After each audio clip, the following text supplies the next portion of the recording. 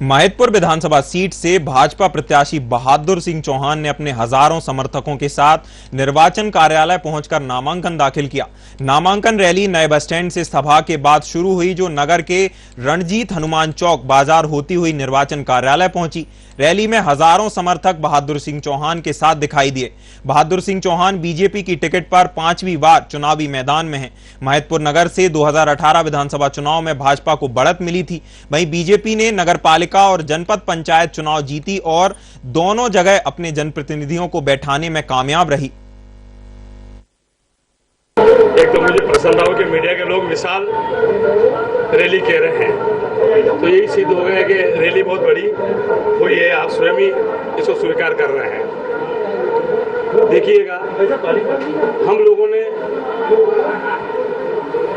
आह्वान किया था कि 26 तारीख को 11 बजे से 3 बजे के बीच में नामांकन जो है हम जमा करेंगे। 262 मतदान केंद्रों से हजारों की संख्या में करता आए और एक पुराने बस स्टैंड पर आम सभा हमारे वरिष्ठ नेताओं ने उसको संबोधित किया और बाद रैली के रूप में आकर हमने नामांकन जमा करते समय मुझे अनुभव आया कि नगर की जनता में भी बहुत बड़ा उत्साह है और मैं किसान तो गांव के लोगों में तो उत्साह है ही सही। और मैं 2003 से लगातार 5वीं बार चुनाव लड़ रहा हूं। सबसे कठिन चुनाव मेरे अपने जीवन का जो देखा था मैंने, वो 2018 का था। वो चुनाव हमने हमारे ही समाज के कांग्रेस से सरदार सिंह चौहान प्रत्याशी थे और मैं बीजेपी से था। और सरदार सिंह जी जो है मेरे बड़े भाई भी हैं और बहुत ही मृदुवाणी बोलने वाले व्यक्ति हैं। उस चुनाव में भी मुझे भारतीय जनता पार्टी की टिकट पे विजयश्री प्राप्त हम लोगों ने की थी। इस बार 2023 का चुनाव कैसे क्या लग रहा है आपको?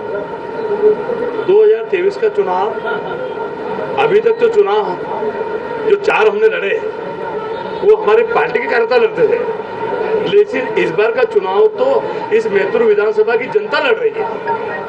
महिदपुर विधानसभा की जनता कह रही है कि यहाँ का अगर वो विकास को व्यक्त कर सकता है तो उसका नाम बहादुर सिंह चौहान है। लोगों ने एक नारा दिया कि विकास का दूसरा नाम बहादुर सिंह चौहान। ये खुद ही तरह तरह के नारे हमारे कार्यकर्ता बना रहे हैं और निश्चित रूप से मैं अपना सौभाग्य समझता हूँ कि यहाँ के लोगों ने, यहाँ की जनता ने लगातार मुझे प्यार दिया है।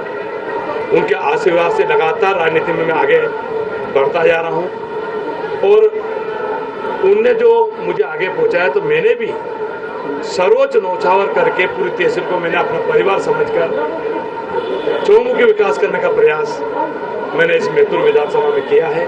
पूरा विकास का चित्रण करने का समय अभी नहीं है।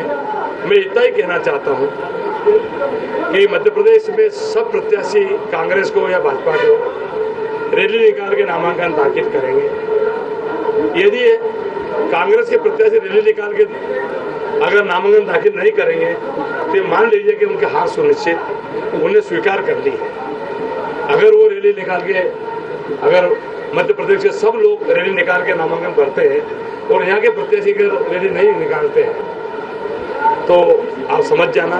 और रैली भी निकलती है तो हमारी रैली की भी तुलना होगी, हमारे लोगों की भी तुलना होगी।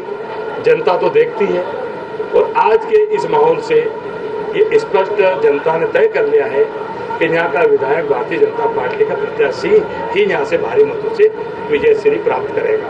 विरोध कहीं देखने को मिल रहा है, पार्टी के कई लोगों का विरोध आपका मैं अभी तक जो है मेरी टिकट सबसे पहले होना थी, लेकिन विलम्ब से हुई।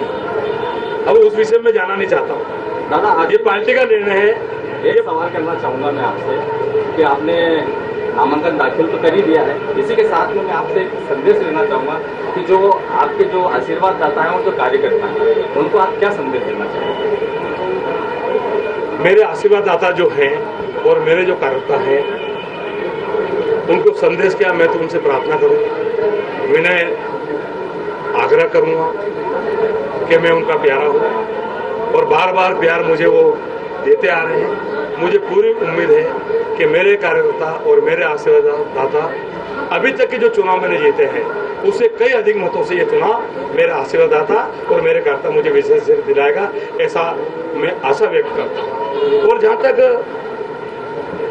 बैतूल विधानसभा में एक बात कहना चाहता हूँ, रोड बनाया तो भारतीय जनता पार्टी ने बनाया, यहाँ पर ट्रांसफार्मर लगाया तो भारतीय जनता पार्टी ने लगाया, यहाँ पे स्कूल बिल्डिंग बनाई तो भारतीय जनता पार्टी ने बनाई, यहाँ का पंचायत भवन बनाया तो भारतीय जनता पार्टी ने बनाया, यहाँ पर यदि सीएम राइस खोले तो भारतीय जनता पार्टी ने खोले, यहाँ पर कोई डैम का निर्माण करवाया तो भारतीय जनता पार्टी ने किया, यहाँ पर बस स्टैंडों का निर्माण करवाया तो भारतीय जनता पार्टी ने किया, यहाँ पर राहत राशि दिलाई हुई, बीमा राशि दिलाई हो तो सब भारतीय जनता पार्टी ने किया है। इन 20-25 सालों में कांग्रेस ने एक काम ही नहीं किया तो उनको वोट का हक ही नहीं बनता है, उनने कुछ काम ही नहीं किया है। आप बता दो, मैं आपसे पूछ रहा हूँ कि 25 साल में कांग्रेस का हम तो यहाँ पर 50,000 करोड़ के, कितने, बहुत बड़ी बात बोल रहा हूँ, जब 2003 से अभी तक जोड़ोगे बीमा से 50,000 करोड़ तक पहुंच जाएंगे।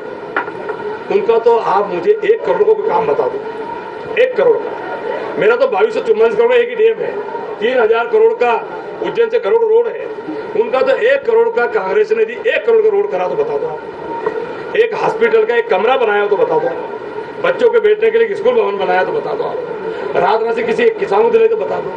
तो वोट का हक जो काम करेगा वो वोट का हक रखता है।